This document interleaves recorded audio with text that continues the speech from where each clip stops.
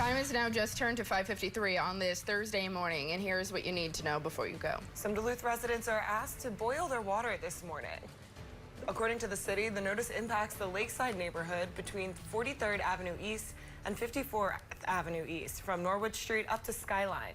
This comes after water levels dropped unexpectedly Tuesday evening while crews were doing reservoir tank maintenance. That left some people with little to no water pressure.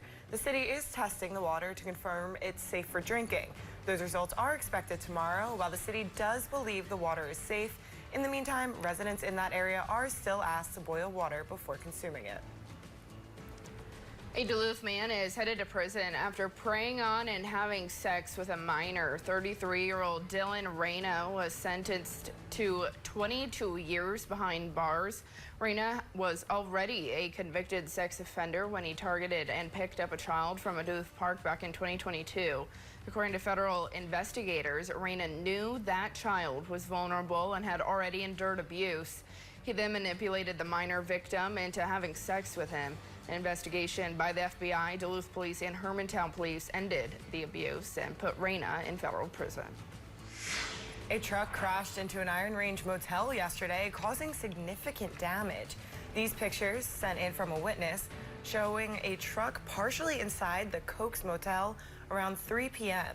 It's located off Fayal Road in Eveleth. Eveleth police say the vehicle lost its brakes.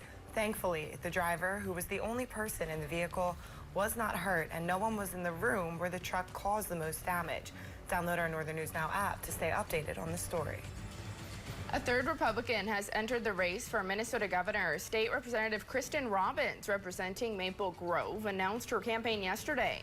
She chairs Minnesota's House Fraud Prevention Committee and wants to hold current Governor Tim Walz accountable for fraud and what she called mismanaging Minnesota. Fellow Republicans Dr. Scott Jensen, who lost to Walz in 2022 election, and businessman Kendall Qualls are also running.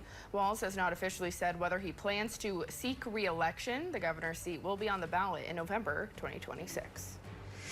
Leaders at the Duluth Superior Port are celebrating an award after seeing an increase in international cargo.